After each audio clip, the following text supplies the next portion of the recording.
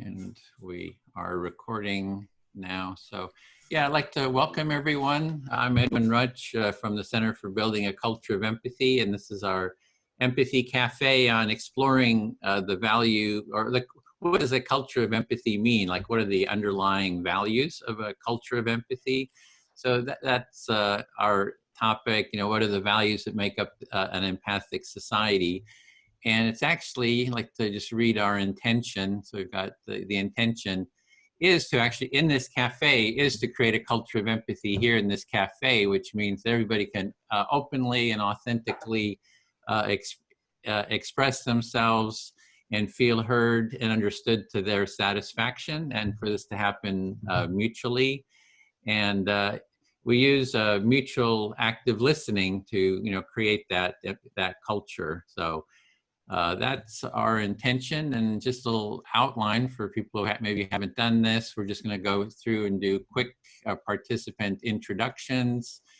We'll explain how to do the empathy circle, and it looks like we'll divide into 2 groups then, and have about an hour and a half for taking part in the empathy circle, and then we'll come back and kind of debrief about what we came up with. So that's the overview. And so I'll just model it, just your name, where you're located, and maybe a few words about what you feel is kind of the most important value that would make up a culture of empathy. And so, like I said, I'm Edwin Rutch from the Center for Building a Culture of Empathy. I'm in the San Francisco Bay Area near Berkeley. And the one value for me is mutual empathy. I think that's the most important for a culture of empathy. So Bill, do you want to go next? Sure. Bill Filler, I'm also in the San Francisco Bay Area. I like empathic action coupled with empathic listening. Great. Sophia?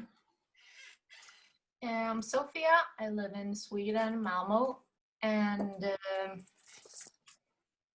one value that came to mind was responsibility, but I'm not sure if it's the thing that it just came to mind. Okay. John? I'm John Farley. I'm in Pueblo, Colorado. I would say the value that comes to mind for me is the other person matters. Mattering. Okay. Yeah. Thanks. Andy? Hi, I'm Andy Wistreich. I'm in southwest England.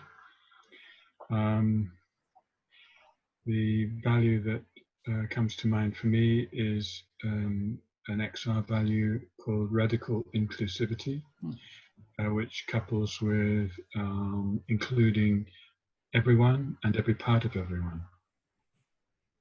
Okay, thanks. Lynn? I don't know if I'm doing this right, but I just want to say it's so nice to be already surrounded by people who understand empathy and think it's important.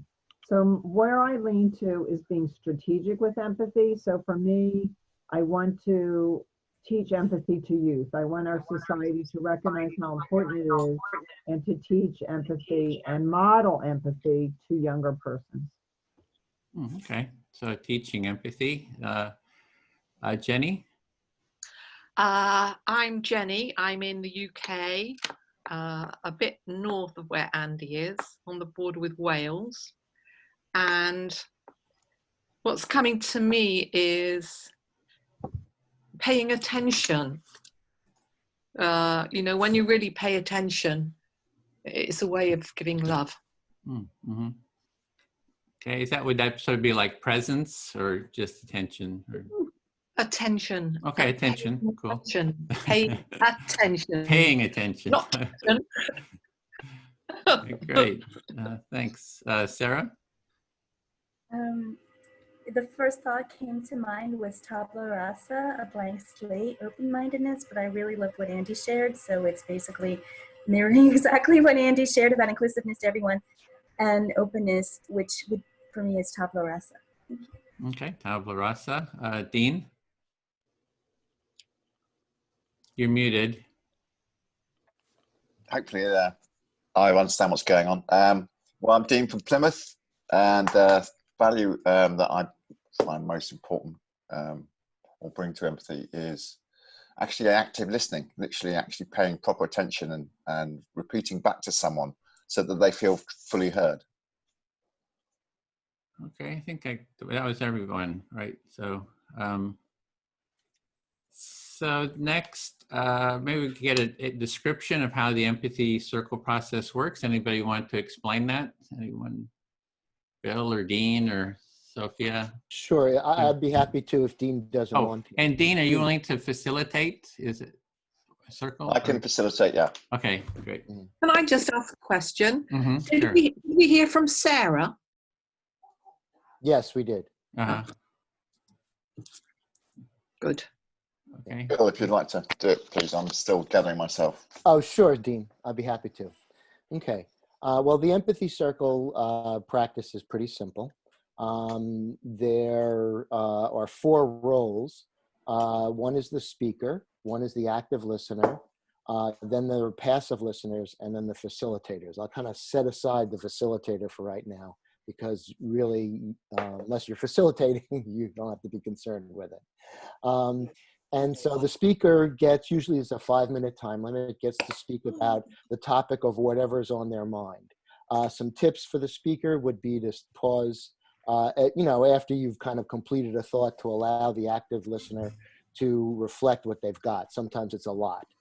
The active listener, and this is a bit of a tricky part, is reflects what they feel, the words, the feelings, and the values that they hear, without asking questions except clarifying questions. Did you mean this? Or I thought, or judgments, or even support. Just really focusing in on trying to be as pure a mirror as it would on what the speaker is saying. You can also put your finger up or ask for a pause if you feel you're being overwhelmed by information. And so we go on. Once the speaker is spoken for 5 minutes and feels heard, the active listener then becomes the speaker and chooses someone else to be their active listener, and so on and so forth. Generally, we like to make sure that the first round, everybody gets a chance. And then the second round, we want to speak to and listen to different people and things like that. It's not a perfect system, and of course, if you want to go off topic or something like that, when you're the speaker, you can do pretty much whatever you want. The facilitator will have a time. Usually it's something like a iPhone, and then have like a little, this is the one I have. I won't be facilitating today, so you won't be seeing this, although you should appreciate the time it took me to create that. But just to know that we want to give you, there's something else besides just the content that's going on here. And so we're trying to give you what we call the circle experience. And so if the facilitator, guides you in one way or the other, please don't take it as a criticism of you or your ideas. It's just trying to give you the circle experience. And then you can kind of decide for yourself what that is, and, things like that. Because we really believe that there's something else going on below the dialogue. There's an emotional transition happening here. And so this really is, I think, an excellent tool for that. Okay, did I miss anything? I think I... Well, yeah, you just pick it up too in the circle itself. Yes, that's right. It's, you just kind of observe it, and so it's pretty simple. So, okay, so we're going to have 2 groups. Dean is going to facilitate, I'll facilitate number 1. Dean will facilitate 2, and Bill can support Dean. And we're going to go for, let's see, how long is that? So it's about an hour and 40, about an hour and a half, I guess that is. And then we'll use the we'll do the empathic listening, then we'll come back. And our topic is, what do you feel are the core values of a culture of empathy? And you can also talk about anything else that's alive for you, meaning if there's something you just feel, like you really want to talk about, you're welcome to talk about that as well. So let's go to the breakout rooms, and we'll have 5-minute turns to speak. And let's see, I got the rooms made up here and we're ready to go. See you there.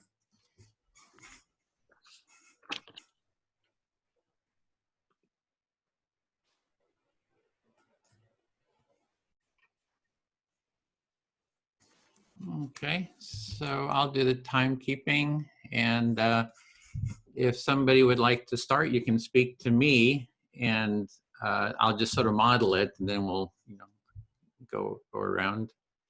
So, anyone, what are the values that make up a culture of empathy? You're going to start, Sophia? Yeah. Okay, Yeah. Listening. I just had a conversation with a guy on Tinder, which actually was a good topic to bring up, because I felt that he wasn't at all caring towards me. He pretty much asked me if I wanted to come to his place in about, there was 2 bubbles of talking, and he just asked, do you want to come home to me? Yeah, you can reflect that. Okay, so you were on Tinder and you're talking with someone, he invited you to come home with him. Yeah, and my response was that, how would you think that would meet my needs? And then he said, well, I can cook you food. And I just replied, okay, so how would you think that that would meet my needs? Or is it only your wishes that rules this conversation? And I stuck with that conversation because I really wanted to know, what was he thinking?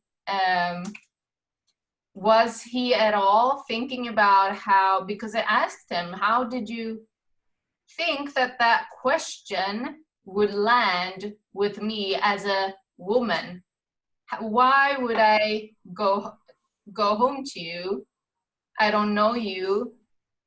Why would I go home to someone who doesn't seem to care about me? So he said, would you come home with him? And then you started asking him about, well, how does that meet my needs or your needs? And you're just kind of curious about that. How, this is, maybe it's meeting your needs, but in what way? So you kind of just stuck with that question, kept asking that question, and he actually said, hey, I could cook a meal for you. And then you're saying, well, how does that meet my needs? If, cooking a meal. Yeah, and as I kept on sticking with that question, he started getting defensive. And right before I ended the conversation, he said, oh, I don't want to sleep with you anyway. And I just laughed at that. But to some, yeah, you can reflect that before I. Yeah, you just kept with that question, and then he started getting defensive and finally said, I don't want to sleep with you anyway. So, yeah. Yeah. And how I relate that to creating the value of, the culture of a culture of empathy is to have some care for the person that you're talking to. Be mindful about reflect upon how things will land with that person. Yeah. So what you kind of are tying this in with a value of a culture of empathy is that the value of care is important, so that when you say something, you have a sense or a feeling of care for that person. Yeah. Yeah. And I was actually nervous that,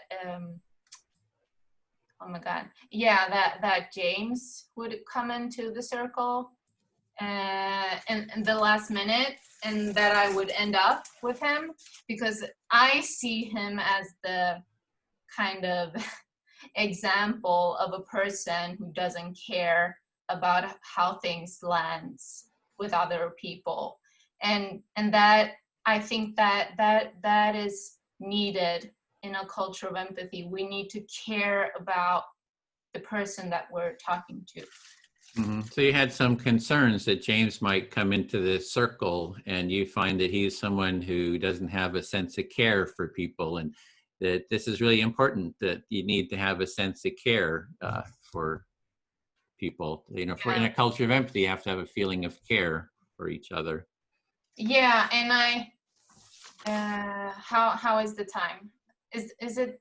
Yeah. That was okay. that was right on the mark. Yeah. Okay, I'll keep on talking. Yeah, next time it'll come around again. So, yeah, thank you. Andy, can I speak to you? Yeah, sure. Go ahead.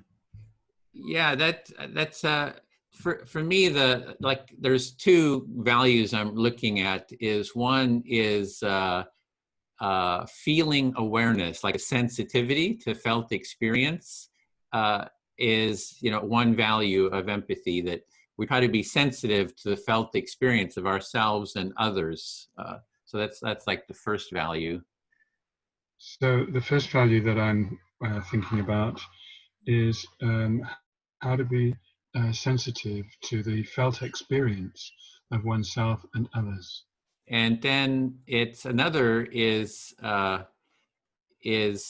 that mutual empathy. So a culture of empathy is more than just I am empathic to you, right? It's like mutuality. So there's mutual. I hear, you know, Sophia is mentioning care. A culture is mutuality of care, mutuality of empathy, you know, mutuality of listening. So it's that mutuality of empathy that's important, as well as mutuality of those other values. So the second thing I wanted to say is about mutuality. It's not enough just to say I am an empathic person. That's not a mutual expression. And so for an empathic culture to evolve, we need to ensure that mutuality is part of it, not just mutuality in empathy, but mutuality in many things. Mm-hmm. Care being one, which Sophia is talking about. Mm-hmm. Mutuality of care. Mm-hmm. So it's that. So yeah, it's, and then if there's in an environment where maybe aren't those values, I am willing to start by empathizing, right? Because somebody has to sort of model it. So maybe everybody's like fighting, judging each other, and my goal is to create a culture of empathy where people have that mutuality. But I am willing to do the empathy to sort of prime the pump, right? So I see that as I am willing to just empathize when other people aren't empathizing, because I want to sort of prime the pump as a step towards working towards that mutuality.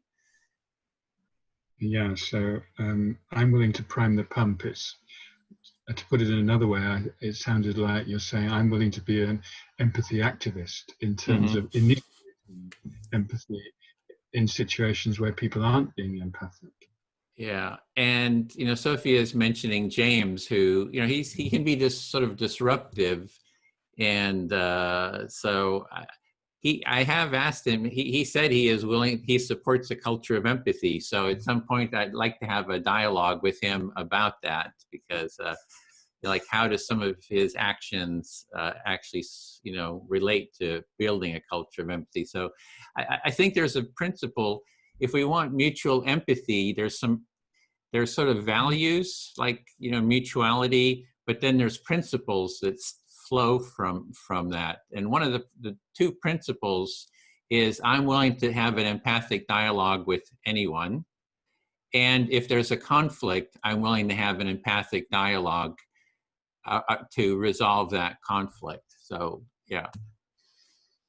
Okay, so with reference to James, who Sophia mentioned, who I've also have observed to be a bit disruptive sometimes, I would be willing to engage with him in a conversation about the values of an empathic culture, because he's expressed that he would like to be involved in that. And so I think that it's good to lay down some values and principles of what an empathic culture would be, so that we've got some kind of framework within which to operate. And there's the values is usually like a 1 or 2 word, word like, love, care, responsibility, empathy.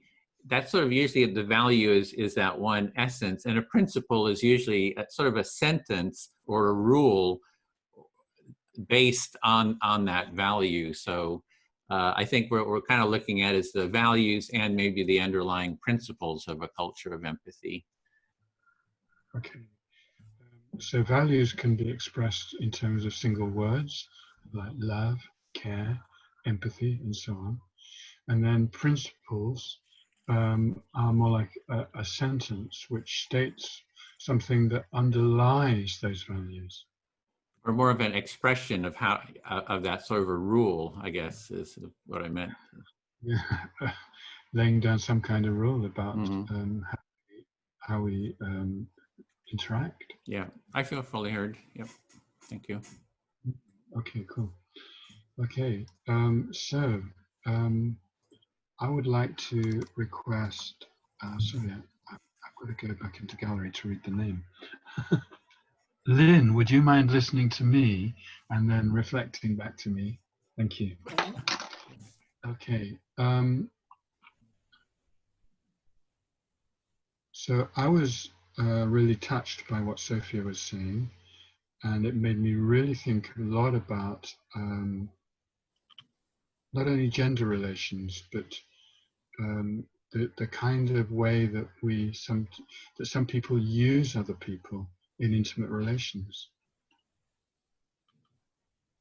Could I reflect back that quickly? I'm new at this. So, yes, I heard you, the challenges of gender relations. I just thought by now at my older age, they would be much better, but as the decades go by, we hear the same things, and I have to agree with everybody. If we could Lynn, before we go, at this stage, all you're doing is reflecting back. When it's your turn, what they said, just reflect back your understanding of what Andy has said. So you're not adding your own part at this time. Later on, you'll get to. Right. All right, I'm learning. I'm training. Yeah, it's a learning process. Yes. So I heard what you said, Andy, and feeling empathy also for Sophia, which is nice. Yeah. So I think it's a challenge for anybody engaged in an intimate relationship, which it wasn't between Sophia and this guy whose name, it doesn't matter what his name is. That wasn't an intimate relationship because you didn't even know each other. But even when you got to know each other for many, many years, it's still a challenge to actually treat the other person as an autonomous subject. Yes, I agree with you. It is a challenge, and that's a really good point, that not only in new relationships, but in ongoing relationships, that we have to be mindful of empathy, and I think you're right. So this is like a microcosm for an empathic culture, which is what goes on between two people when they are in some kind of, I don't know what, interpersonal interaction, which might lead to intimacy. So, yeah, I think that we should be mindful of empathy in all relationships, beginning to end. It really has a role to play, as you mentioned.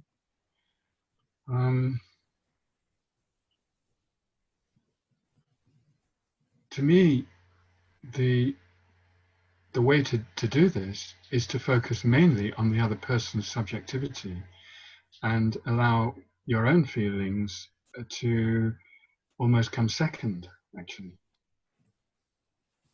So what it's giving more emphasis to how the other person feels than to how I feel. So what I hear you saying is active listening, that we're not always focused on what we have to say, but what on the other person is saying. Yeah, yeah. Active listening is one way of putting it. But to me, one way of thinking about empathy is put yourself in the other person's shoes. We have that expression. But here I'm sort of talking more about try to connect to the other person's heart. Do you want to mirror that? Or reflect that?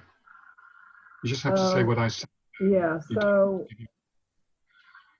reflecting the other person's heart is what we aspire to, if we can do that.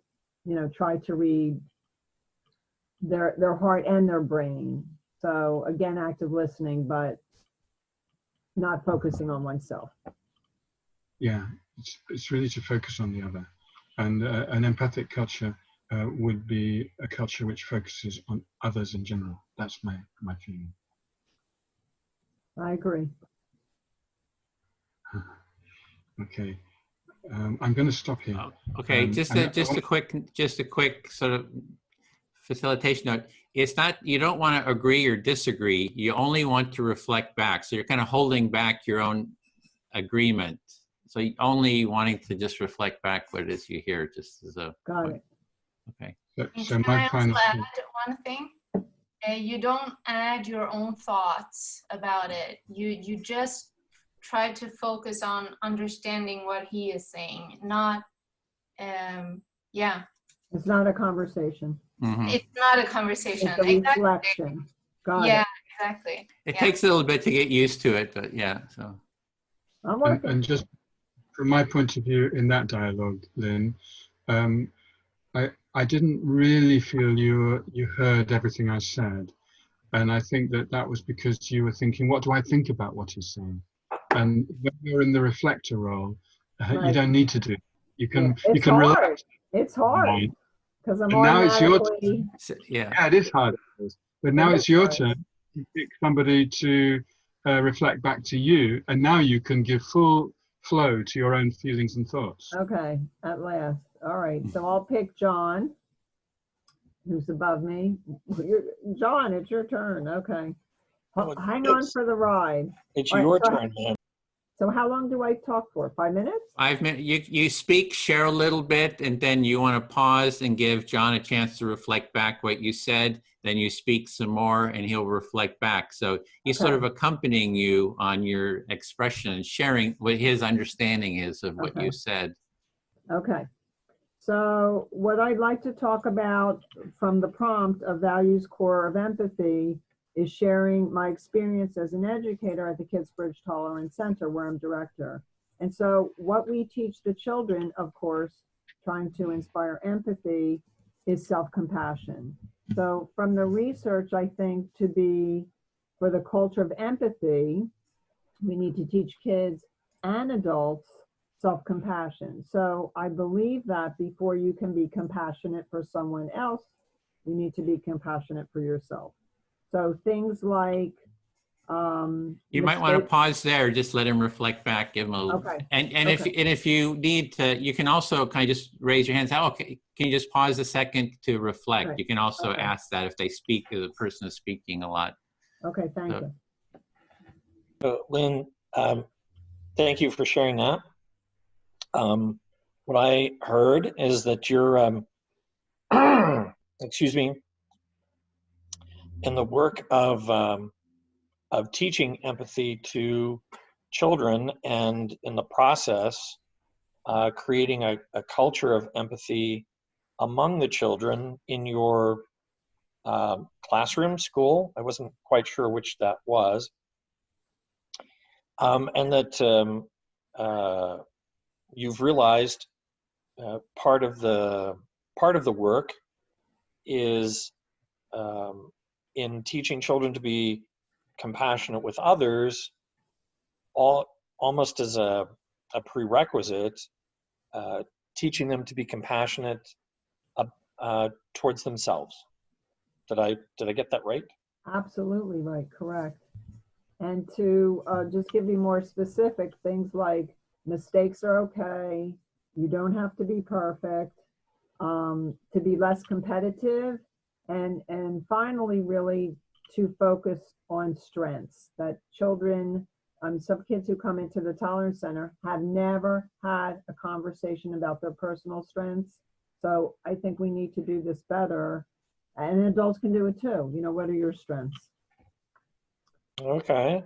So what I continue to hear is part of empathy is, as you teach it to these children, their own self-compassion is also a process of self-knowledge, to understand, well, that you see them, and because you see them, they can see themselves and they can see others. That was beautifully expressed. Thank you for listening to me so carefully. So yes, you know, and it's never too late for an adult, that in our empathy circles and trying to create this culture, that I think by listening to someone, you can work in some of the things we're teaching in the center, where you can work toward a conversation with an adult about their strengths. You know, you might be surprised they never had this conversation, and to be less competitive. So these are strategies, I think, for anybody, young, old, to increase empathy. So what I'm hearing is that as you're teaching children, you're also teaching the adults around these children, caregivers, parents, guardians, their other teachers. And those conversations don't have to be structured like the conversation we're having now.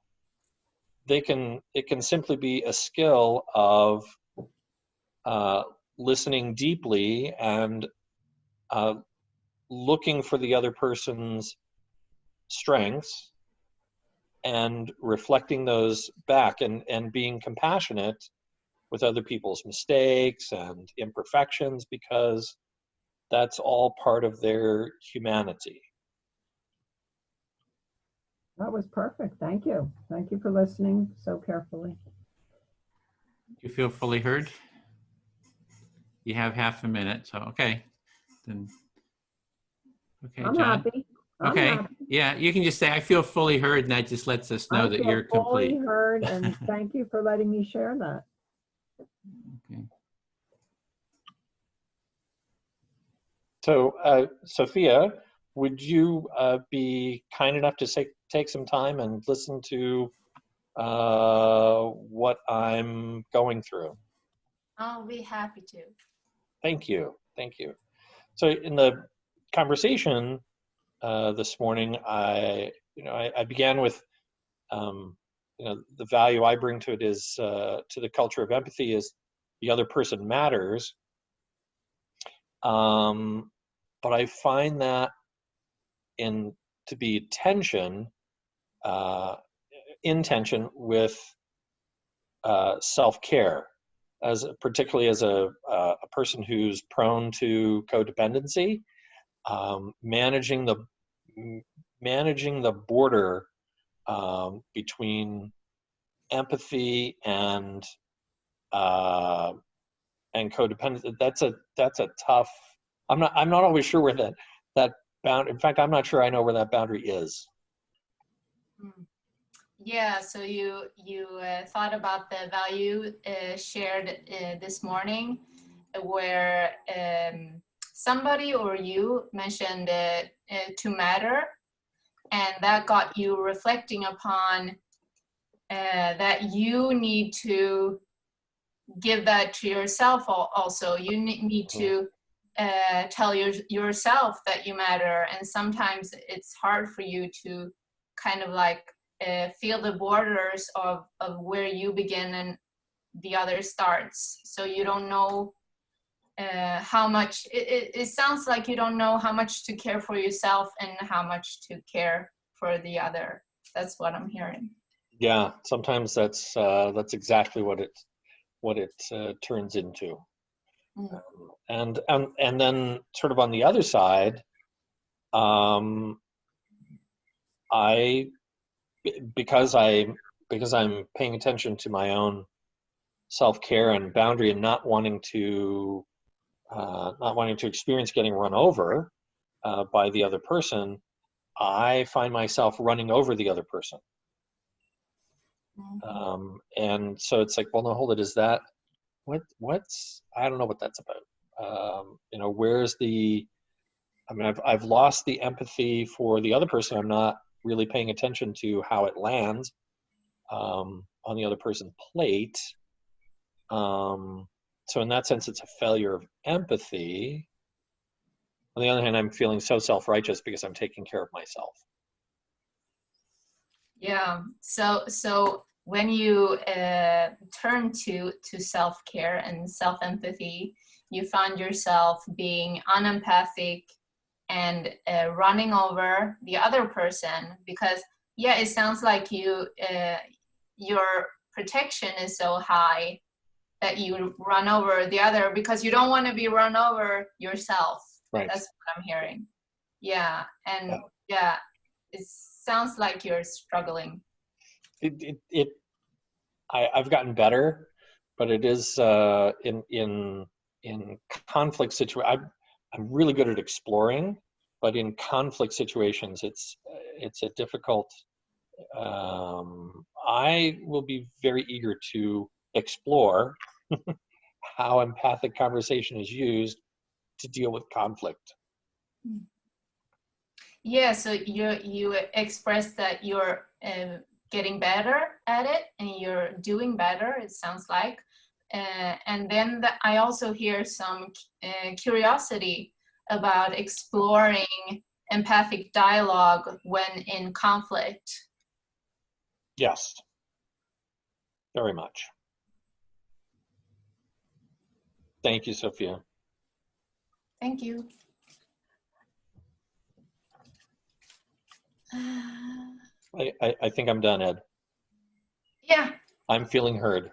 Yes, I thought so. I was just focusing on picking someone. Sorry, I didn't know that. Yeah. I just assumed that we were done. Yeah. No. Andy. Yeah, sure. Yeah, go ahead. Happy to do my best. Yes.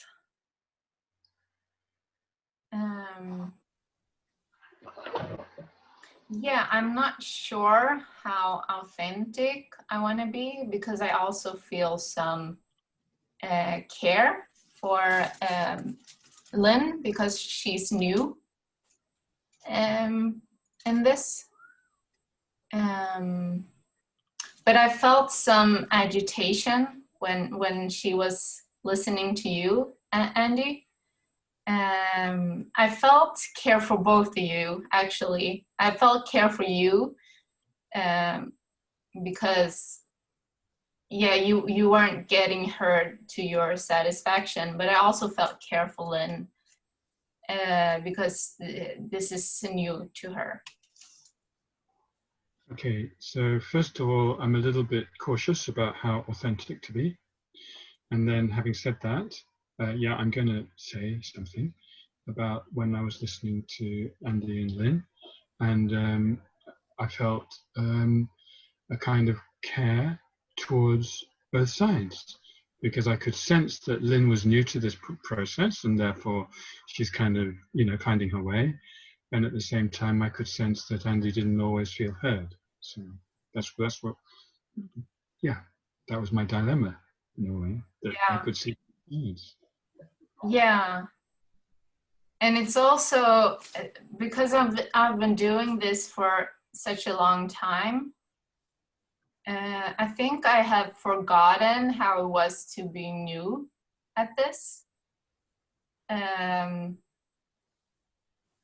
But I'm also wondering if you're coming into a circle like this with a scientific brain, I'm wondering if it's kind of like you already know how empathy is, so you don't. Yeah, I'm just wondering if you're kind of like it's harder to kind of like open up to this way of speaking, because it's odd. You don't speak like this in regular conversations. Okay, so there are two thoughts that come to mind. The first is that maybe I've been doing this for a long time, so I'm very, very familiar with this process, and maybe I've forgotten what it's like to be new to this process. So that might be one. That's one thought. And the other thought is really about approaching this issue of empathy from a kind of scientific point of view, where you feel confident in your own sort of objective understanding of the process, and that might in a way interfere with the subjective aspect of cultivating empathy. Yeah, and I think that coming back to the subject of today, that you really need to be clear, have some clarity or a mutual understanding of what empathy is, because it means different things to different people. We in these circles have one understanding of it, but I know that a lot of people around me have one understanding of empathy that I don't agree with at all. So this raises an issue about the diversity of understandings about what just the term empathy actually means. And in the empathy circles, we've evolved a kind of way that we appreciate it. But you know, I know various people around that have a completely different view, and I don't even agree with that. What empathy means to them. Yeah. I think that the normal way of thinking about empathy is kind of like, oh, you feel sad, so then I feel sad. You feel angry, so then I feel angry. But the way that empathy is structured here is that we leave ourselves kind of like on the porch, and then we walk in to the house of another person. So we don't bring in our own egos, kind of thing. And I think that is not how regular people view empathy. So the way it looks to me is that the general people think of empathy in a different way from how we do here in this circle. Yeah. And it seems to me that the way that they think about empathy is that it's really about, like, you feel happy, I feel happy. You feel sad, I feel sad. So it's kind of connecting that way. Whereas, which is, yeah, anyway. So in our way, I think it's much more that we leave our ego outside and we enter the space of the other person without that. And I feel that's more our way of understanding empathy. Yeah, and I just want to like sum it up that we need to have a mutual understanding of what empathy is. If the culture is supposed, if it's gonna work, basically. Yeah. So finally, yeah, you made this point already, and I forgot. It's simply that we have to have a mutual understanding about what empathy is in order for us to be able to function an empathic culture. Yeah. Thank you. I feel fully heard. Okay. So, Edward, would you listen to me, please? Yes, listening. Thank you. Thank you very much. So, yeah, I'd really like to move into this territory about the ego. I was already thinking about that, and then Sophia raised it. So now I feel I'm sort of, you know, segueing on what Sophia raised. So you were thinking about this topic of the ego, and Sophia mentioned it too. So you kind of want to segue, move into this, explore this topic. Yeah, I think that you can empathize without dealing with your ego, but I think it's more superficial. And I think to get into depth, Sophie had a great way of putting it. She said, leave your ego on the porch and then enter the house of the other person. I think that's a very beautiful image. So the metaphor you really appreciate and find it a beautiful image that Sophia mentioned is that you leave your ego on the porch when you kind of enter the other person's, and it really resonates with you. Really sounds like you really enjoy that metaphor. But of course, literally speaking, you can't do that, because even when you're listening to the other, or empathizing with the other, you yourself are present. And so what kind of self is it that's present? That's really the deep question. Mm-hmm. So there's something of you that is present, and you're just really, and that's a deeper question. What is it of me that is present when I empathize? I mean, of course we have to listen. So there's a sort of a function of the listening. But I think we also need to feel something in our heart while we're doing the listening. So I think that those two are still part of the me that is listening. So there is still part of the me that's listening, because we have to, there's something there. There's something, part of myself is there, that maybe it's in the heart. So maybe then that leads to the question, well, what is it that we need to leave on the porch?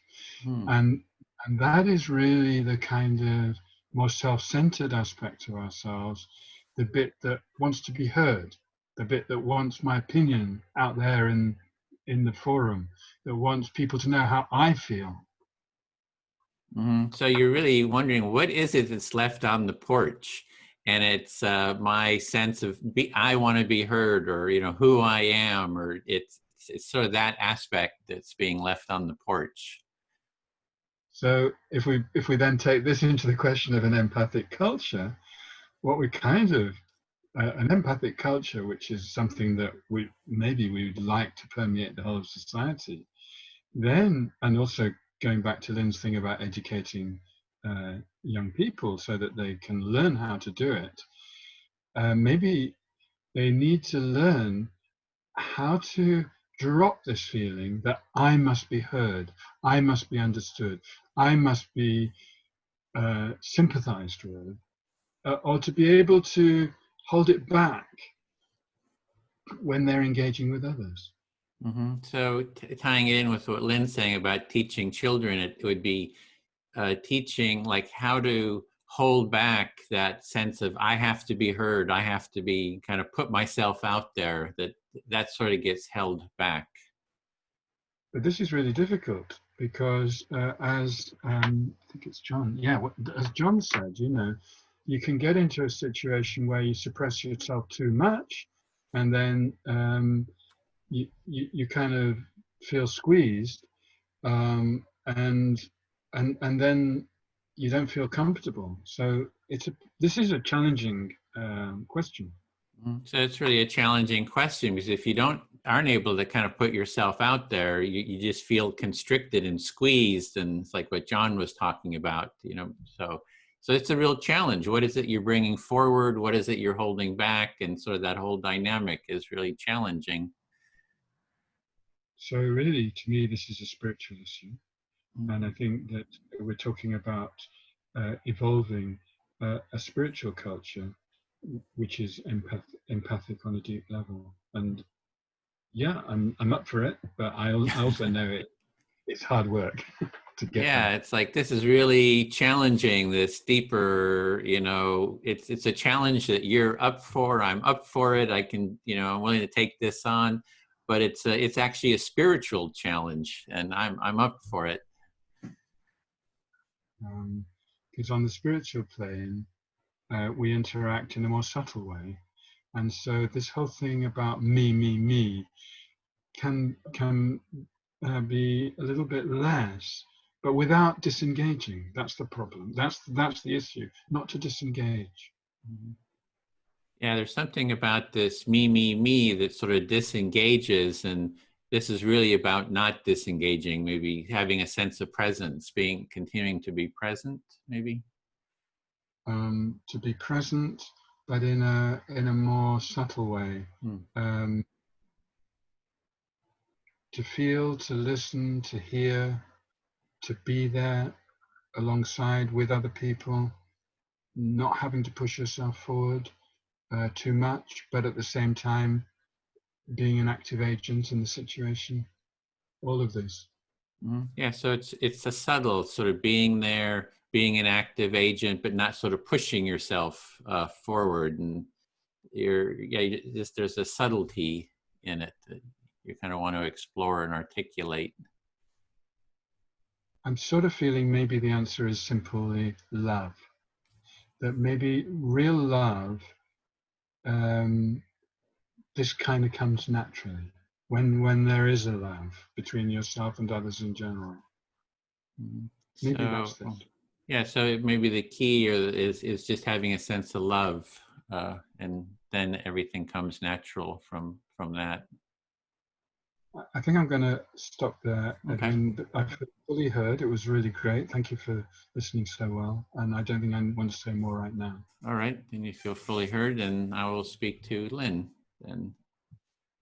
Oh, And I have to apologize because I thought this was an hour and I'm leading a 2 o'clock Zoom. So I think I'll just be, I'm sorry, listening till 2, but I'm sorry, you'll have to pick someone else. So I'll be just watching until 2 o'clock. Oh, okay. I could also, just a technical thing, your video keeps going in and out in terms of there's a setting somewhere where you can turn off automatic focusing. I used to have that problem too, because it gets a little distracting when you just see you kind of, so just for future, just as a reference. So I can go into the software on my computer and kill the autofocus. No one's suggested that before. Thank you. I will try that. Yeah, I had the same problem. So we'll wait for a better camera from China, but I don't think it's going to happen. Okay. Thank you, guys. I'll be listening in, and this is very interesting.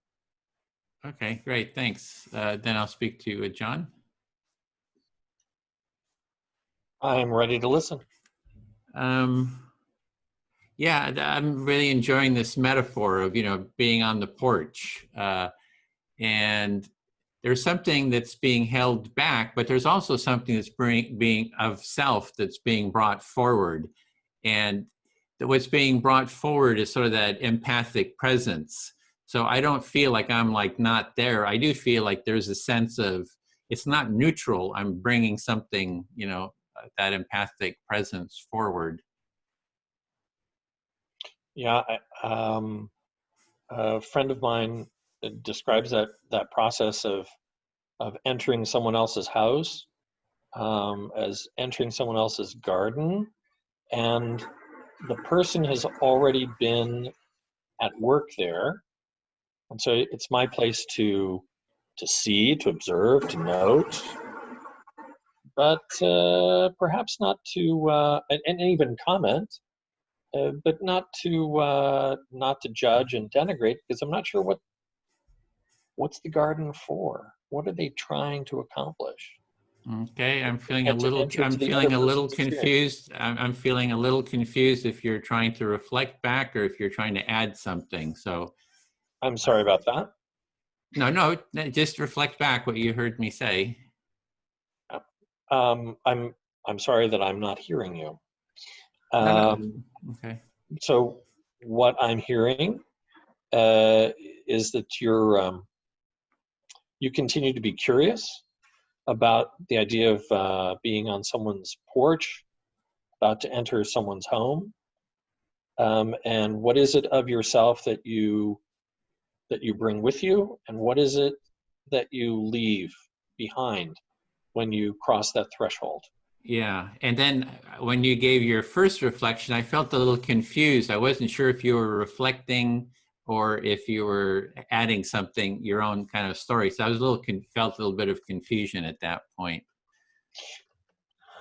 Yeah, you were confused. I think I was adding some of my own story to that, and I was not leaving myself on the porch to enter your experience.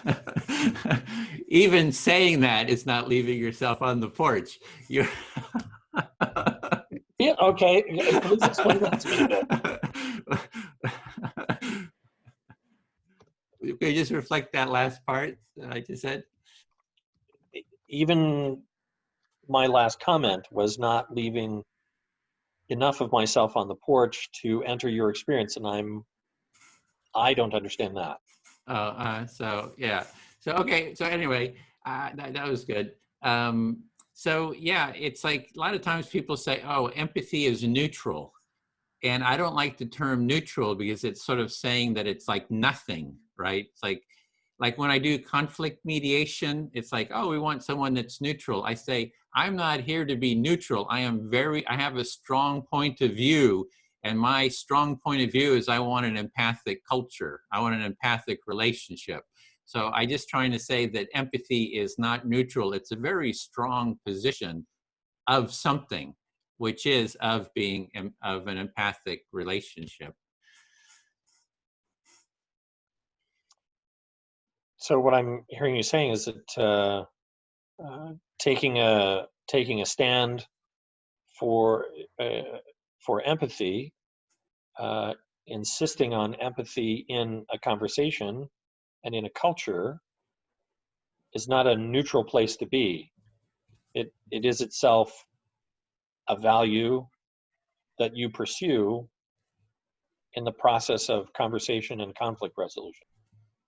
And what we do here in the empathy circle is like a little mini culture of empathy, because you're entering into my house in a sense, right? You're just listening to me, but then you get 5 minutes to be in my house, but then you get somebody to be in your house for 5 minutes. So it's sort of like we're being in each other's house, right? And I think that's the mutuality. It's just not like, hey, I'm going to sit here and pontificate and you're going to just listen to me all day long. It's like, we're going to share. I'm going to be in your house. You're going to be in my house. And that's a culture of empathy, is sort of being in each other's house and metaphorically. So the process of creating a culture of empathy is a process of visitation in other people's lives, one at a time, sort of, however these houses are organized, and which gives a chance to speak and a chance to be heard. Yes, I feel fully heard. Thank you.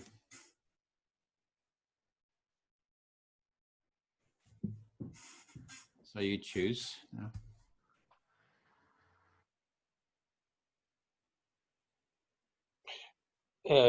So Andy, may I have a conversation with you?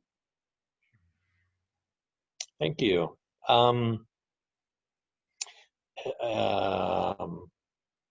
You were speaking very eloquently, as reflecting on my experience as well. That sort of that space, that being squeezed, the need to express myself, to inject myself into the conversation, and in a sense, to defend myself, because somehow I think the world is aggressive on my space.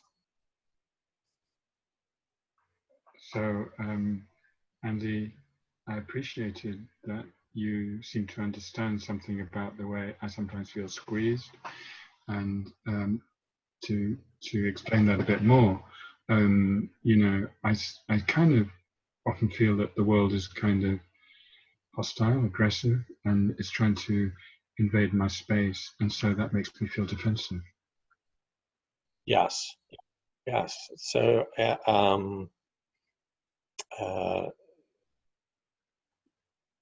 I don't know quite, and because I'm feeling defensive, I feel aggressive towards others, and I think that was part of what was going on in the conversation I was having with Edwin.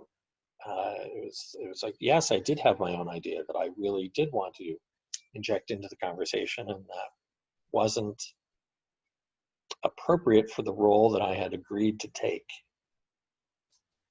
So, yeah, it's quite true that I do feel defensive sometimes. And then what leads from that is that I start to feel aggressive. And actually, that came up just now when I was in the role that I agreed to take, that I was simply listening to Edwin and, you know, feeding it back to him. But actually, I really wanted to say something.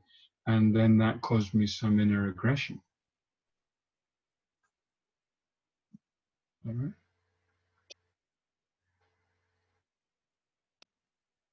Yes. And I don't,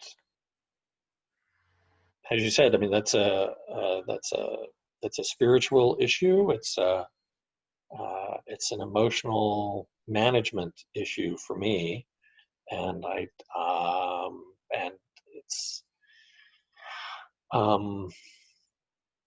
putting myself into those experiences where I can allow myself to be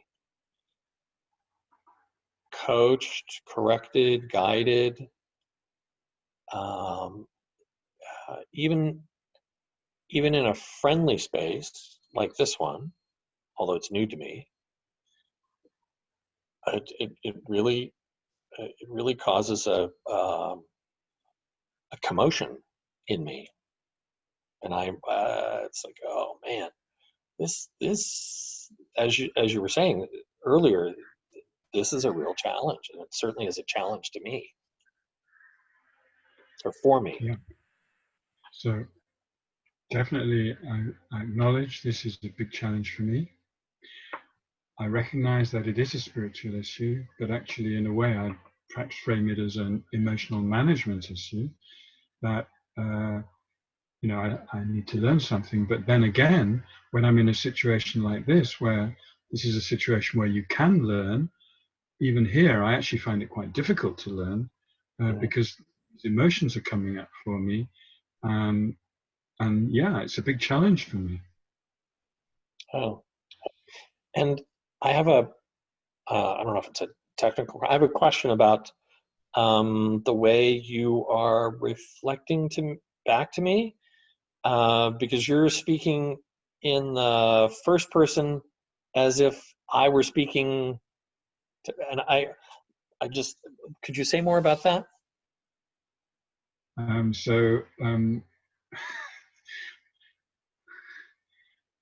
That's stepping outside my role. I'm sorry. Just reflect, yeah, just reflect what he has asked. I'll be talking next, so I'll say something then. Right. But in terms of reflecting, I, John, would like to know from you, Andy, what's going on, because you are talking in the first person, and that's kind of a bit different from how other people do it. Oh. Thank you. I feel heard. Okay, so I would like to request Sophia to listen to me. Would that be okay? Yes, listening. Okay, so I'm going to start by addressing the question that John raised, and this was pointed out to me in my very first empathy circle by Edwin, who pointed out that I was doing that. And I don't know if I was really conscious that I was doing it. It just came to me spontaneously. And today it's come to me all the time. Sometimes I vary between first person and third person, but today I just feel really on it with the first person.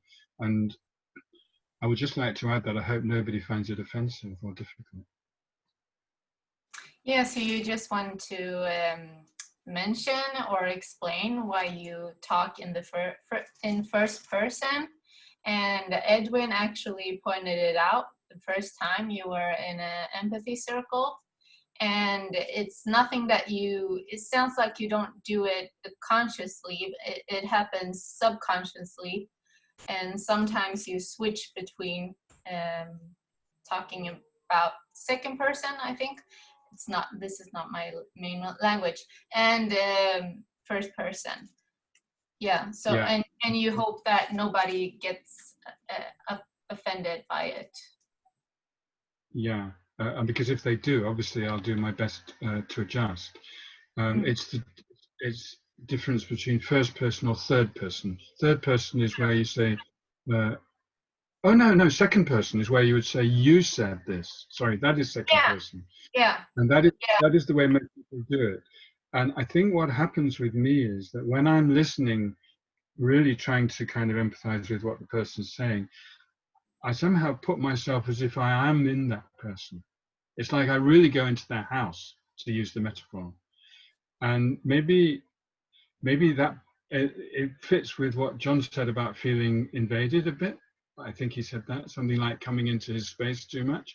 Maybe for John it was a bit unsettling, in which case I sincerely apologize. Yeah, so I'm hearing a lot of remorse. It sounds like that you might have invaded John's space, and yeah, further on you're just explaining that you're so kind of like immersed in the other person's experience, so you basically put yourself in their house. So that could be why you're doing it. I'm not sure if you're sure. And I probably do this a lot when I'm relating with other people. So this isn't anything to do with empathy circles. It's kind of the way I interact with people that I encounter, whether I know them previously or not, is that something in me sort of tunes in to how they're feeling. And it's not that I identify with them, it's more that I find myself seeing the world through their eyes to some extent, I would say. And maybe I'm transgressing. I mean, I'd be interested to know what people think about that. Yeah, so this is not something that only happens in empathy circles. It happens in general when you meet people, that you seem to really tune into them and feel them. And yeah, you have some thoughts about why that is. Maybe it's because of transgressing, and there's some curiosity in you. But having said, I'm not sure that it's transgressing, because my experience generally is that once I empathize with somebody that I meet, they seem to empathize back. It seems to be infectious. And so I'm wondering whether this might be my way of creating an empathic culture around me. I'm not sure. It's not something I set out to do, but it's something I often feel with a lot of people that I relate with. Yeah, so you're not sure, you're uncertain about why you do that, and it sounds like you had some experiences of people responding with empathy back. So it seems like it has some effect, and you're wondering if it's just your way of empathizing with others. I'd like to just finally say that probably why I'm drawn to participating in empathy circles so strongly is because this is something I want to understand more. Part of why you want to participate here is because you want to understand more about empathy. Thank you very much, Sophie. I feel fully led by you. Thank you. Edwin? Listening. Oh, this is a kind of intense circle. It's nice to see how you're handling situations like this. Things always, yeah, in general, it's kind of like smooth. Yeah,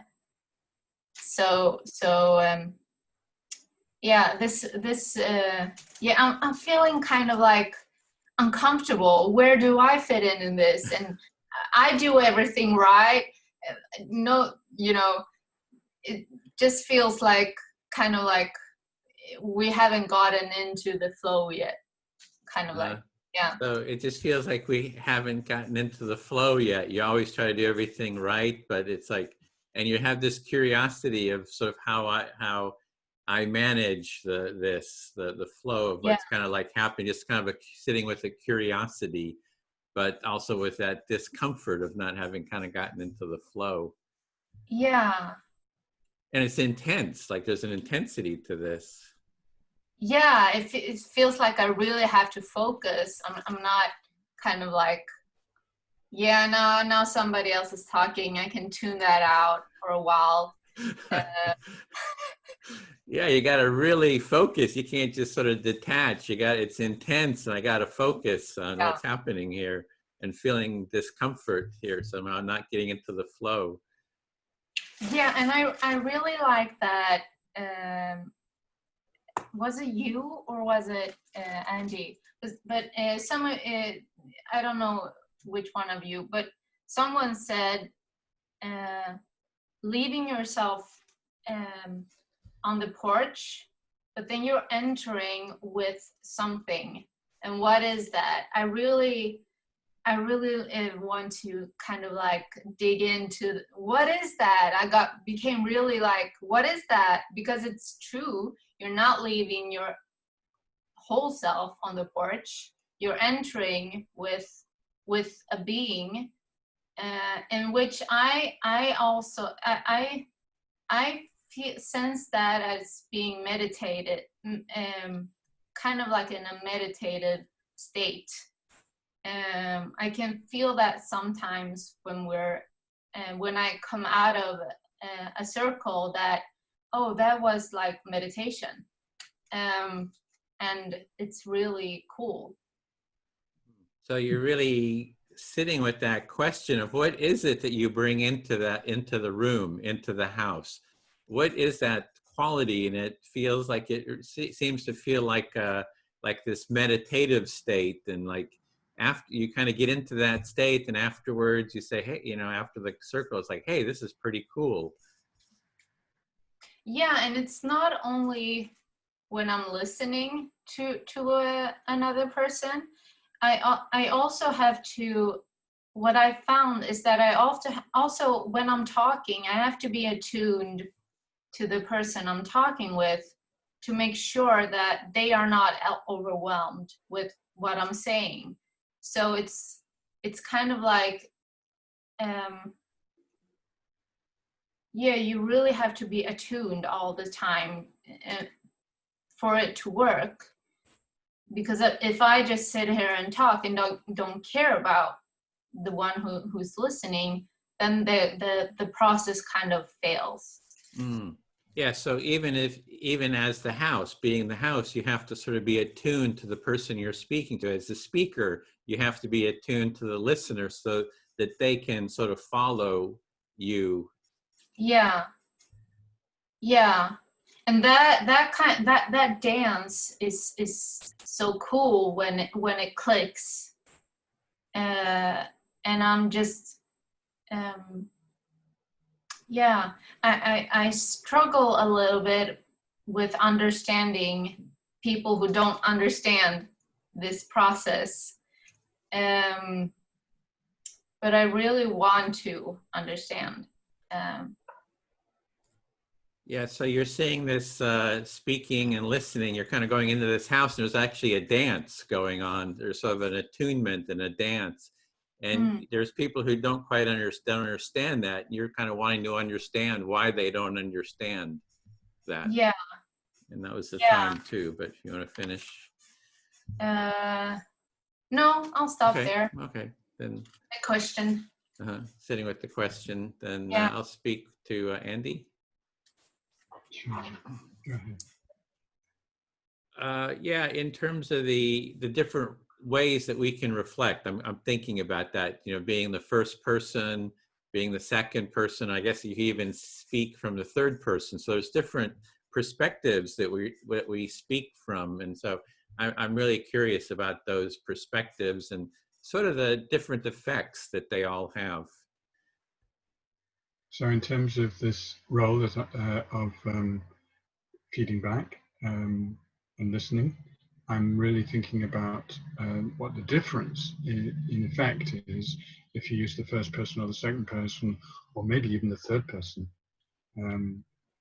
Yeah, it's something I'd like to really explore. And I really appreciate, I enjoy the first person. Like when you do it, it's like, oh, this is fun. I like this. There's a greater intimacy and it feels like it's a mirror, but the mirror has less, it's kind of a more pure mirror of who I am. So yeah, so I really appreciate that first person, yeah, reflection. So when you do the first person reflection, Andy, it really, I feel enthused by that. It feels like you're acting as a mirror, quite a clear mirror to where I'm at. Yeah, and the other thing is I sit with is how do we deepen the experience? We're going into someone's house, maybe leaving our judgments, our own story, behind. We're going there with that presence. How do we deepen it? How do we make it that it kind of goes more to our deeper, a deeper level? And I do think that the first person reflection can kind of help get deeper. Okay, so in terms of being the person who comes into the house, in other words, the listener, I'd really be interested to know how we can deepen the experience, I think. Authenticity of our listening, I guess, and reflecting. And maybe this first person might be part of that process of doing that. I'm not sure. I'm just wondering. I do know it does. For me, it does help with the deepening of it. Yeah, so definitely for me it does help with deepening the impact.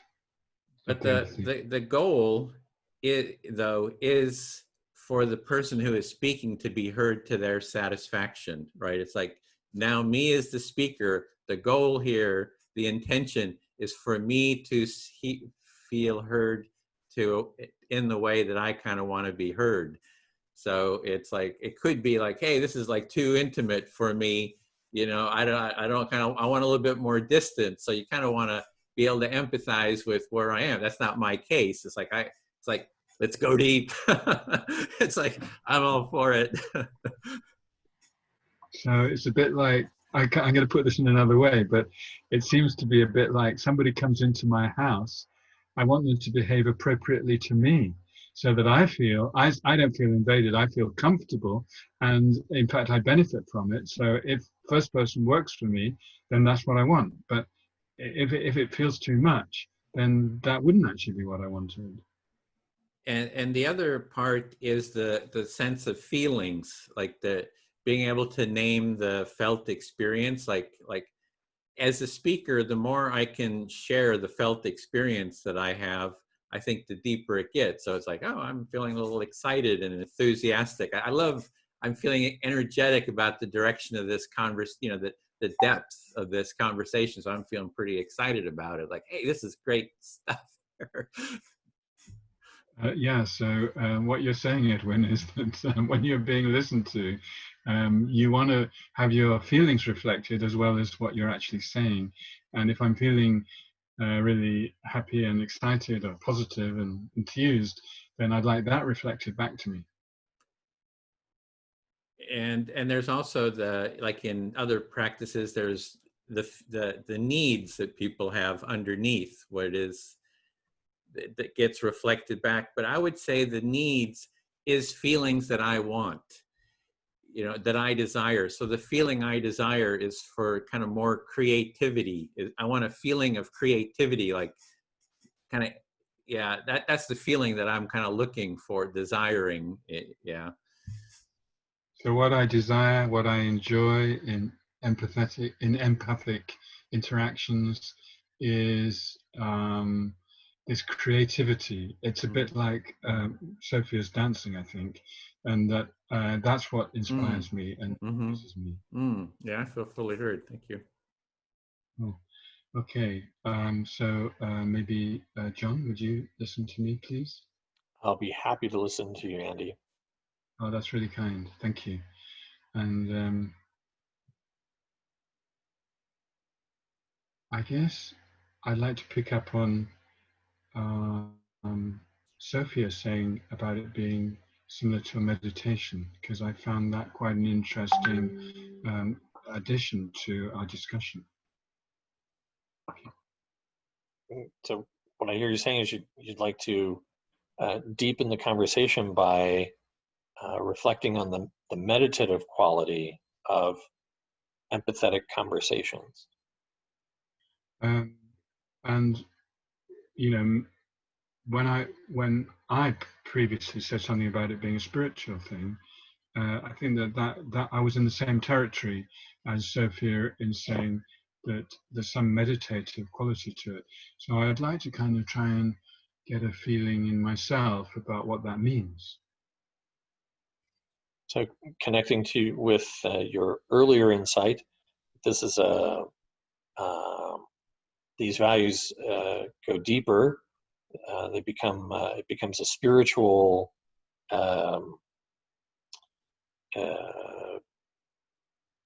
journey process, and so which is also connected to the process of meditation. So please say more about that.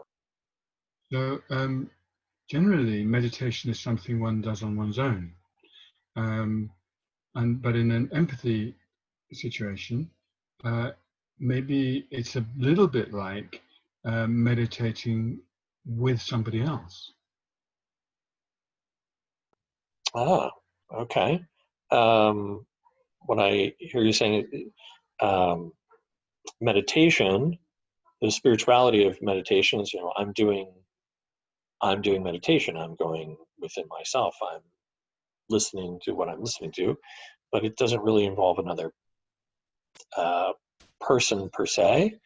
But that the spiritual aspect of empathic conversation, empathic conversation, is that it does involve listening to someone else and speaking directly with someone else. Yeah, sure, that's absolutely right. And the thing about meditation is you go into your interior. You're not so concerned about what's going on with your senses as what's going on in your consciousness. And I'm wondering whether this empathy culture is really about connecting more at the inner consciousness level rather than the external sensory level. So I think what you're trying to get at is sort of where does the sense of the spiritual take the conversation? I mean, to get back to the idea of leaving something on the porch, I'm leaving sort of the immediate senses to make an inner connection, a heart connection, a soul connection with the person I'm with. That's really nice. And also, the interior has the consciousness, but it also has some kind of energetic element. And I think this connects with Edwin's creativity. This is also part of one's interior world. And maybe in an empathic relationship, the energy as well as the consciousness comes into play. So part of the spiritual journey that is empathic conversation is discovering the other person's spirit, not only soul, but sort of what drives the person, what attracts the other person into that dance. Yeah, I mean, energy has something to do with drive, it's true. But energy is also very connected with emotion. And so I think that the empathic culture or the empathic relationship is quite emotional, and it involves a kind of nakedness of the emotions with the other person. Yeah, something like that. So the energy of the empathic conversation also requires the courage to be vulnerable, to be transparent, and to about one sort of how is this conversation affecting my own emotions and desires, but also sort of a clear-sightedness into the other person's vulnerability as well. And it seems to me, there's a care that goes with that. I want to just say, John, how deeply I feel that you're hearing me and you're expressing what I'm saying in new language, but everything you've said in your feedback actually is really saying what I want to say. So I think you're doing an amazing empathic job right now. I just want to say that to you. Thank you. Thank you. Do you want to reflect back that last part, John, what you just heard him say?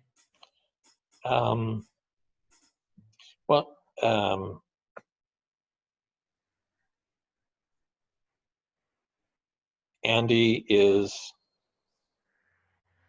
feeling seen in ways that he really wants to see himself.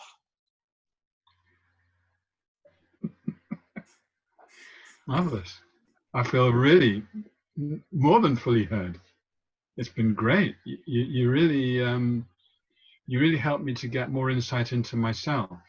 And I think that is a level of empathy, which Edwin was kind of feeling towards as well when he said to go deeper. I feel you've done it. And I just want to say it was marvelous. And I'm going to stop there. Thank you.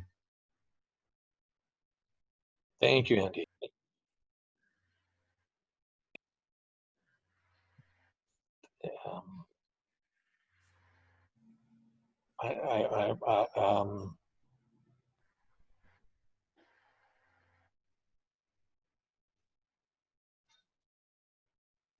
I'm not quite sure where to go with that. Select the person to speak to. Right. First step. So, Edwin, may I talk with you? Okay, then I'm hearing that you're not sure where you want to go to Right. next. You're just wondering, where do I go to next? Right. This conversation has been quite the roller coaster for me. To go from feeling corrected, defensive earlier in the conversation, to because I'm not doing it right. It's like, well, actually, maybe I can do this. So this has been sort of a roller coaster, because at first you were kind of felt like you were being judged, like, or corrected, like you're not doing it right. But then now feeling, oh, maybe I can do this. So, and yeah, so.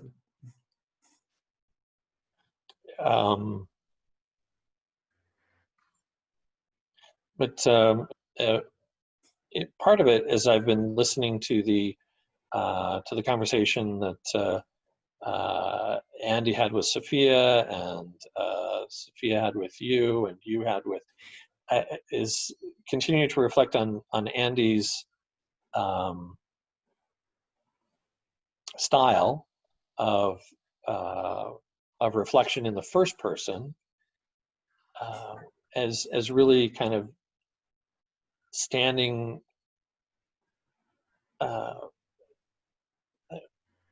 standing in the other person's house as if he's standing in the other person's, as if he's standing in my skin. And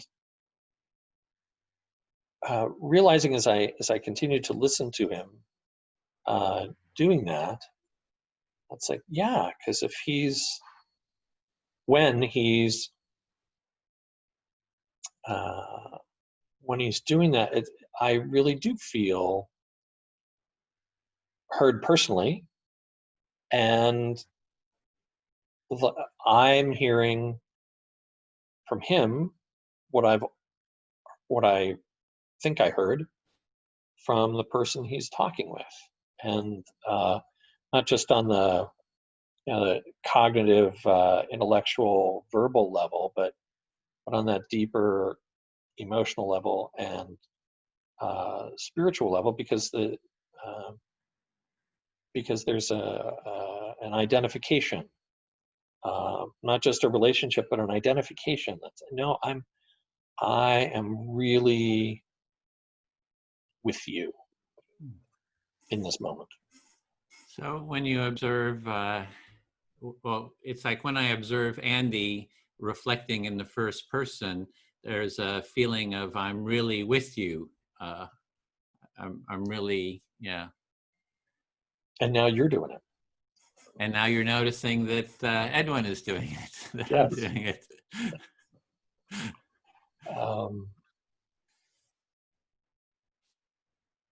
Yeah, and I'm gonna have to. That's a learning for me, and I've often been in the business of telling people to speak in the I rather than you or the they, because crosstalk and all those fun things. To really claim their own experience, and this is a step beyond that. It's like, whoa,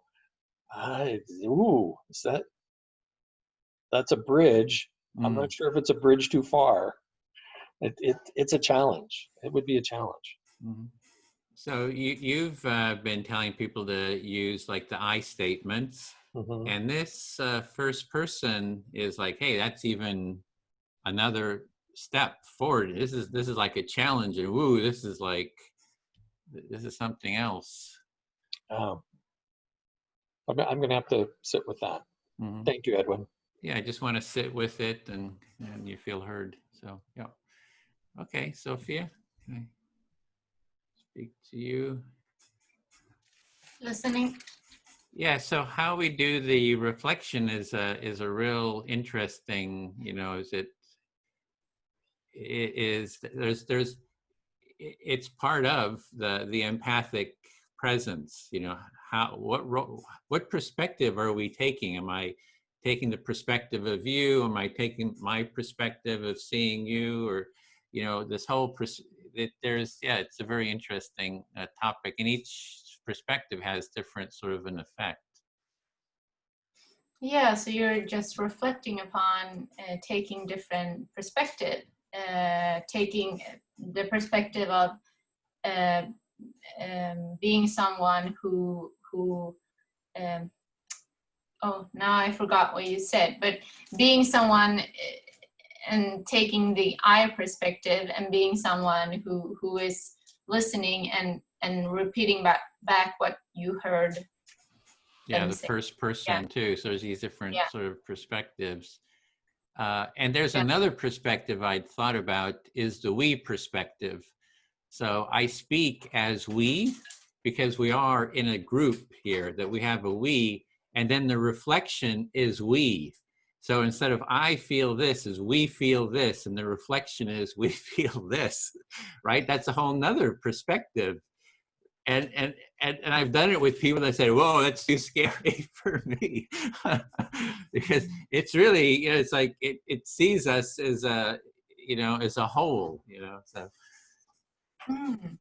So there's a third perspective, which is we. So when you reflect back, you don't say you or I, you say we are feeling this. And you've tried it with people, but it seems that they got intimidated by it. Yeah, so it goes like, oh, we are feeling excited here. Sorry. We are feeling, yeah, you're saying we are feeling excited here.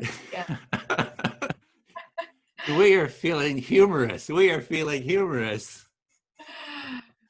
Yeah, we are feeling humorous. We are having a big laugh. We are having a big laugh.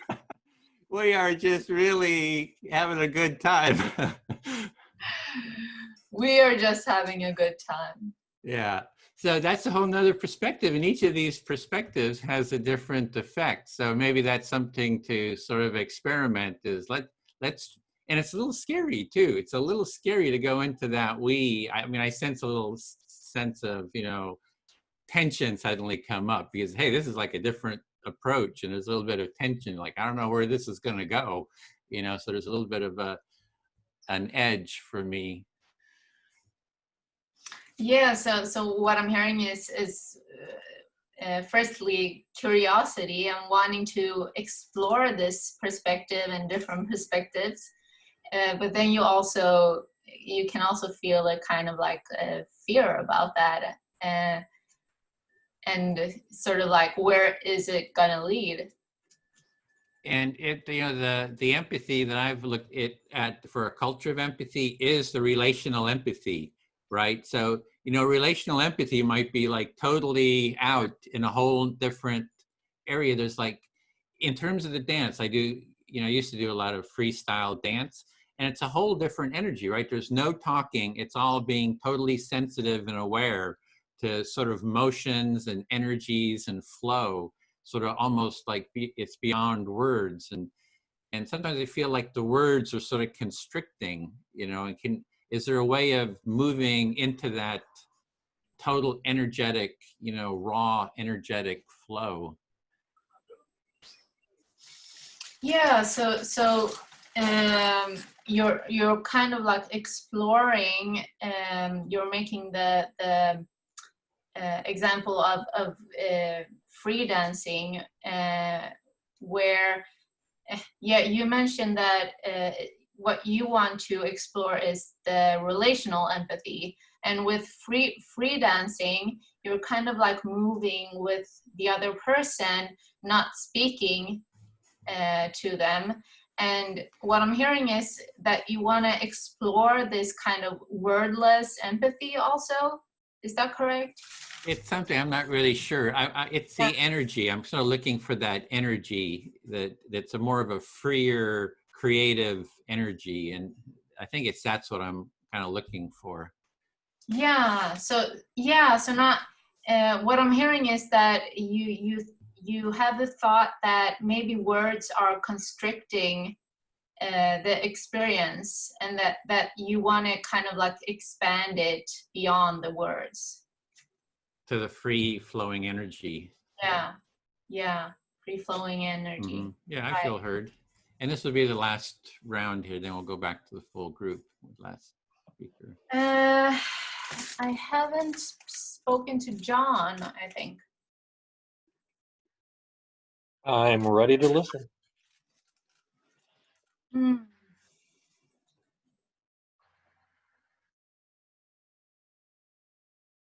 Yeah, I just had a thought about the circles being meditative. And how I see that is that simply the part where we have to leave our judgments, our thoughts about what the other person is saying, we have to leave that aside. So entering with our presence is making the listening, active listening, kind of meditative, because we're not trying to control the other person. We're sort of like the free flow. We're going with them. Yeah. So as you continue to meditate on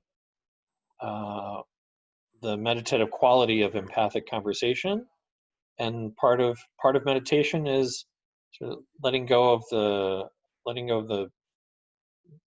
those ego thoughts to really be present and attentive to what the other person is saying, and observant of the deeper the deeper energy of Yeah. what's going on. Yeah. And I actually have a friend that meditates, and my hinge is that he's doing it to kind of dissociate from himself. And that's what I actually like about this kind of meditative process, because things come up here that don't come up when you're sitting by yourself meditating. And because we have 5 minutes, we only have 5 minutes to talk. Yeah, I don't know where I'm going with this.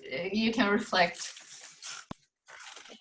So the limitation of the 5 minutes of speaking time provides a kind of a container or a prod to pay attention to what does come up, and the process of being in conversation means I'm not alienating myself or from myself. I'm staying connected, and because I'm staying connected to me, or because I'm staying connected to the other person, I'm also connected to me, and so it's real stuff that comes up. Yeah, exactly. Things will come up in empathy circles, whether it's kind of like shame about not doing it correctly, or maybe fear about trying to be perfect. Everything comes up here in ways that they don't when you meditate by yourself.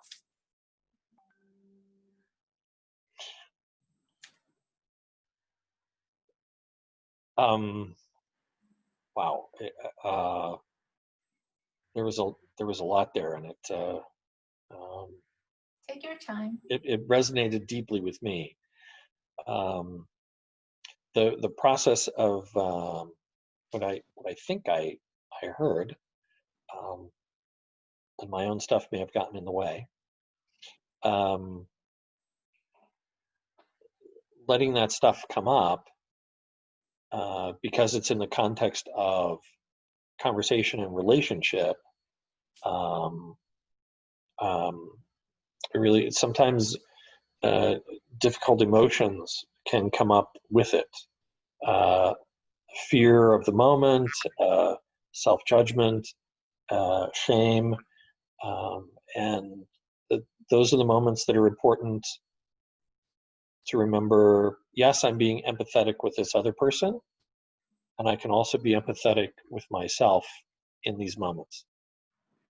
Yeah. And you can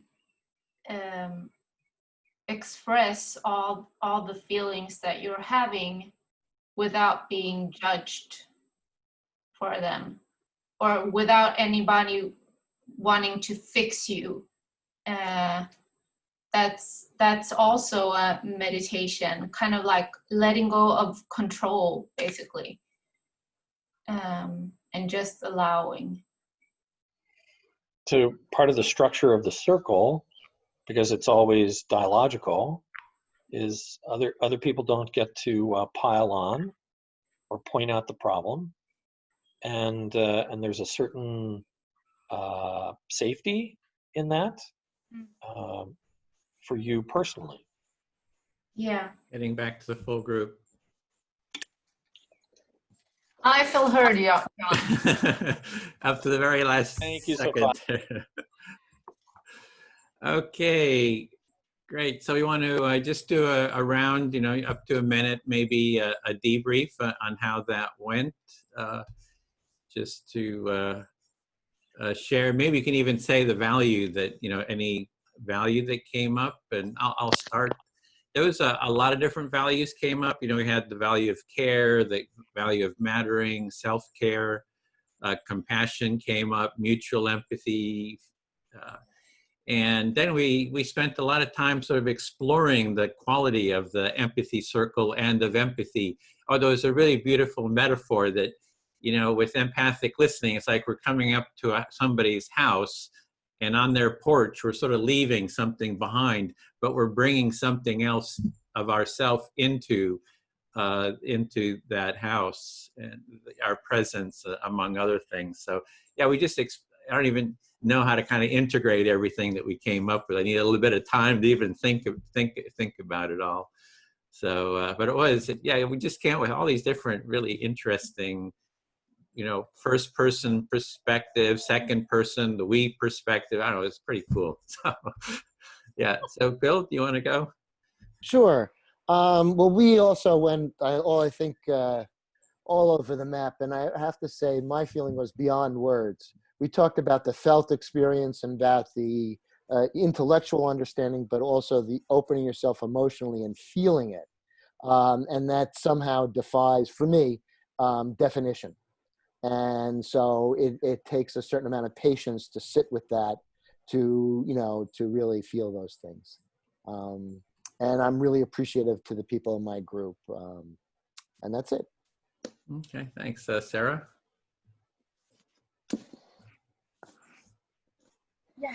Yeah, we definitely spoke about dropping into the heart, as well as the intellect. Also about authentic connecting and using empathy to authentically connect, as opposed to some strategies where, you know, it might mimic empathy, but it's not subject to subject. It would have been subject to object. We also spoke about collective experiences, where we're all connected, and also just I really can't convey more, but it was really deep and profound. Great, thanks, Sarah. Jenny? I feel a bit exhausted, actually. It was kind of intense and very wide ranging. Well, there was kind of quite a lot about Facebook and finance as well. You know, a whole load of stuff going on. And what I'm bringing away is that some sort of sense of the 100th Monkey.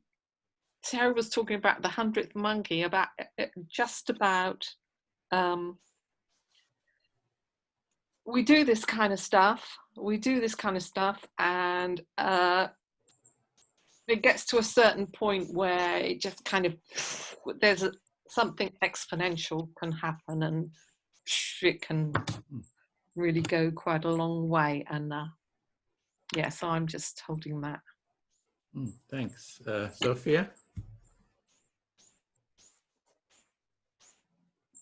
Yeah, we also talked about a lot of things, but the thing that I'm sitting with right now is kind of like the thing that Edwin mentioned, that leaving yourself on the porch and bringing something in.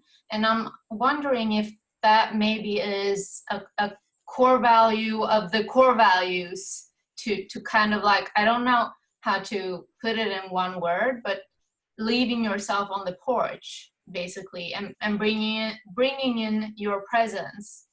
I don't know how to, we didn't come to kind of like, this is a core value, but I'm wondering if, yeah, that is kind of like what's holding up the structure. That's what I'm sitting with. Yeah. Cool. Dean? The thing I came away from today's Empathy Circle with was that actually the value system that we're now coming to, some of us are coming to appreciate, is the value of gifting rather than taking. And this gifting of time and sharing our time and sharing our energy and expecting nothing in back, nothing in return, apart from just actually to be sitting with other people, of sharing this time. It just creates a new way of feeling that sits uncomfortably at first, but actually after a while it becomes a really good way of sitting. So you don't actually need to strive anymore. You can actually just enjoy rather than actually needing to seek validation. That's what I came away from today. Cool. Well, thanks. John?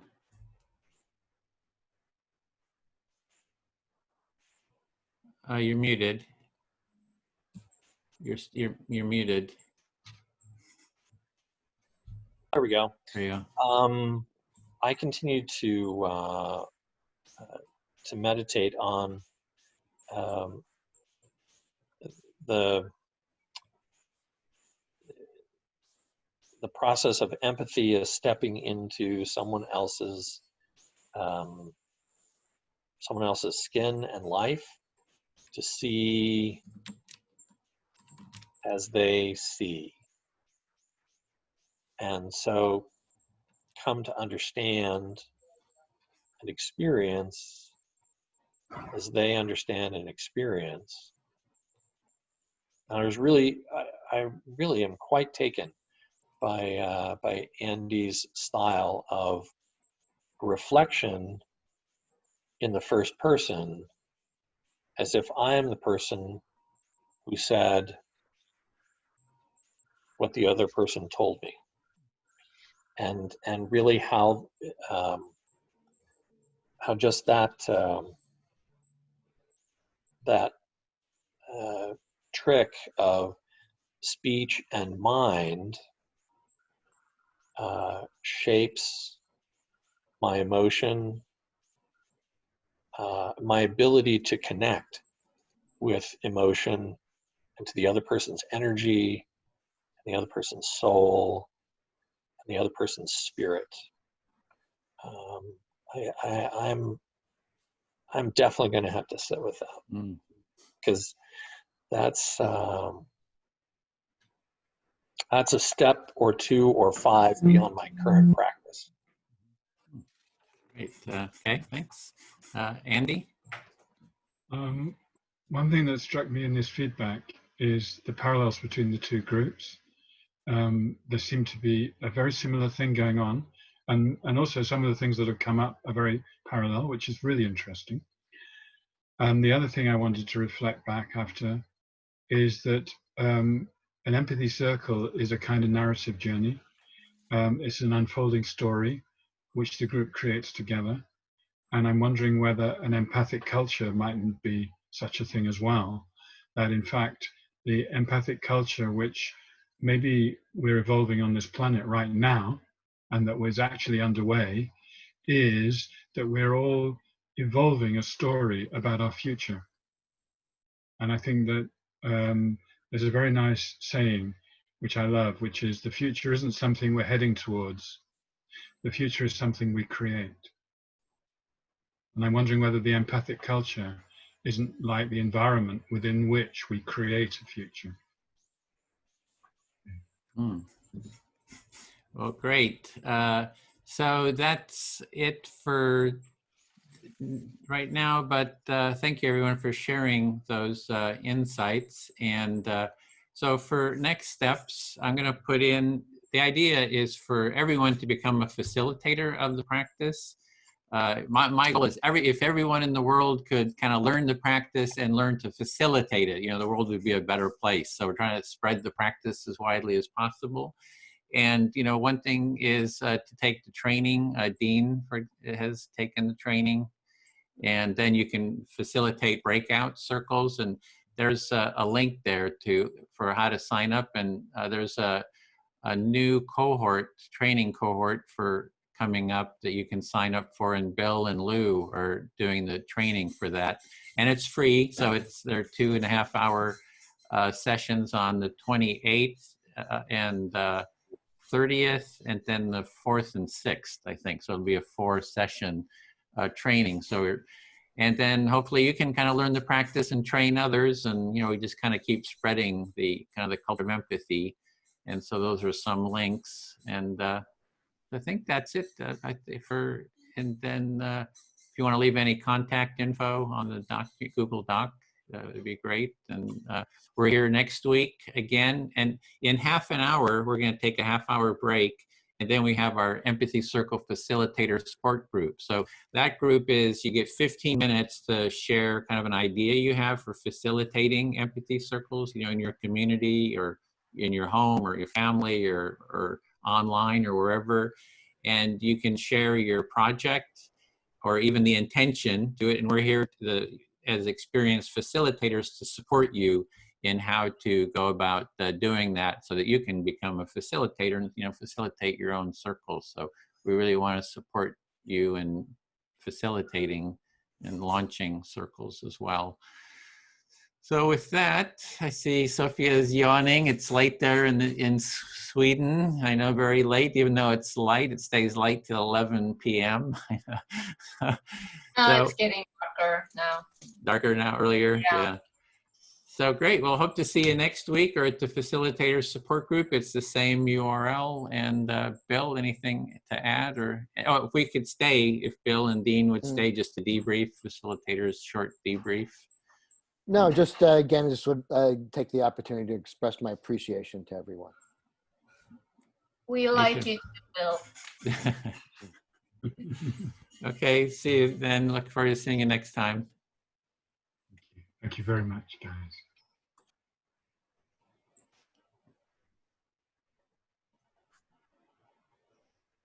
Okay, how was the facilitation?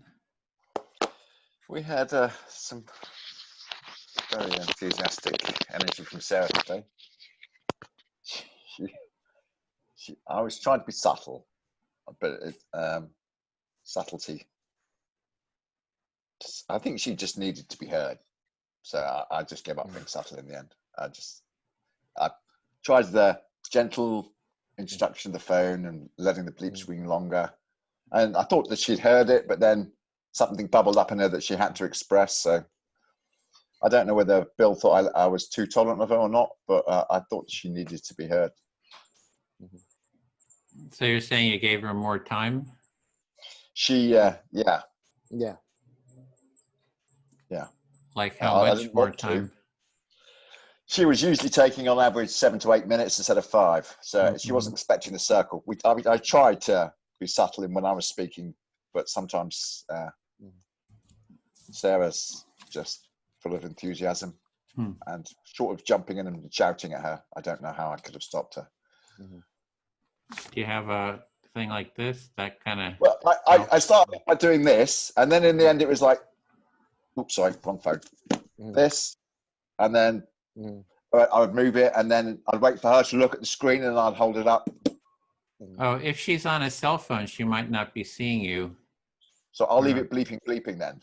Yeah, like subtle bleep, and a big sign too kind of helps. She was on a computer. Yeah, she could. Sorry, Bill. Oh no, it's okay. Is there anything else you wanted to say, Dean? I think there's a lot of good energy in the group. It's just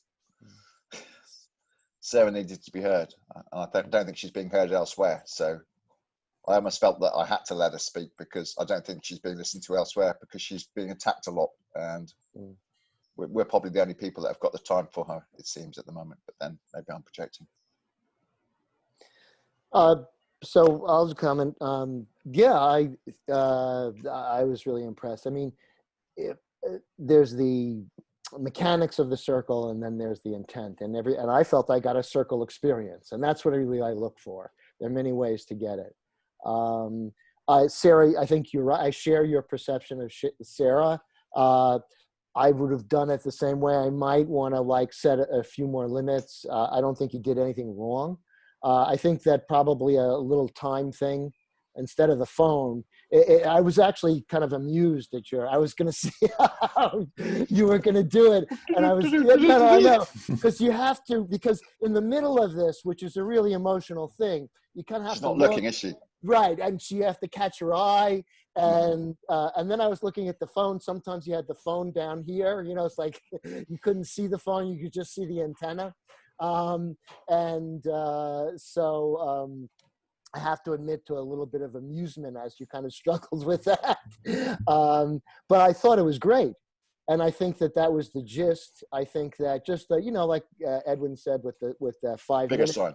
Yeah, a sign. And then it's just a matter of kind of trying to find, and that's what I'm trying to do is to find that pause and sort of catch your eye and stuff like that, and let the person kind of come to your end. But I'm fine with everything that you did. I felt those people got a circle experience, and I think that that's really the bottom of the line. And then the rest is sort of fine tuning. You okay with my participation? I was just trying to, you know, be a good participant. Bill, you're a model of decorum. You know, as soon as the bleep went, bosh, you stopped. I thought, okay, we're modeling it to Sarah. Yeah. She might get the image, might get the idea. All three of us tried to stop the moment we heard the bleep. I went over a couple of occasions. I did actually project my own views in on reflecting yours, because you triggered me with some of the things you were saying, because they're really pertinent to me. Mm-hmm. But yeah, no, you were really cool. That's Great. always okay. Yeah. Were you testing me in some way that I was so subtle I missed, or what? No, I was, you know, again, I try to come, like we talking about a culture of empathy. So I try to come, I have a certain amount of experience, and then, you know, I do have judgments about that, but I also am open. So I wasn't testing you. I was actually more testing myself to see whether you felt empowered, you know, with my presence to do what you need to do. And so that's really, that's the only kind of test. It was actually like a self-test.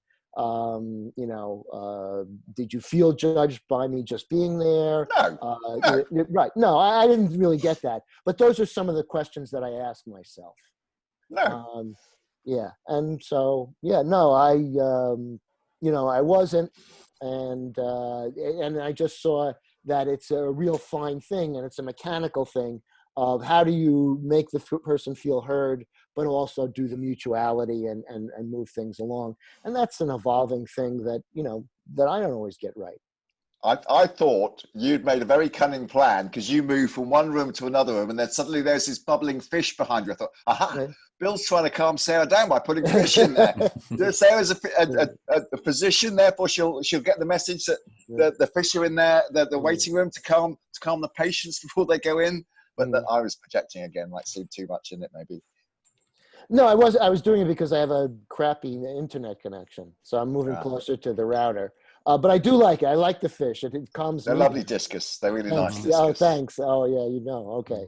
Yeah, no, so it calms me down, and, you know, I think people kind of, it creates that effect. It does.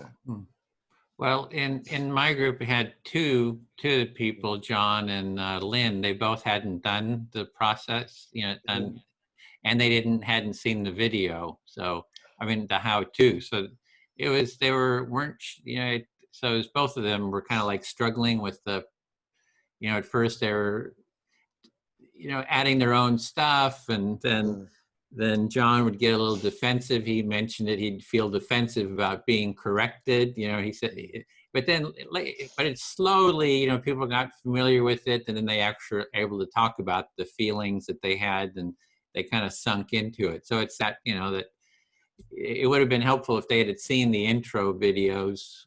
For some reason, they didn't see them, but but it kind of got deeper and deeper, and yeah, it was just, you know, those are some of the challenges of having, you know, people who aren't familiar with the practice to begin with, but then it kind of sunk into a deeper, yeah, it became very interesting. You know, we kind of explored a lot of different topics about the kind of like Andy does first person reflection. I don't know if you noticed that. And, you know, we talked about first person, second person, third person, you know, fourth person group. So, you know, kind of looking at all those different perspectives on reflection, and so it was just very interesting. Oh, I'm recording all this. Shoot.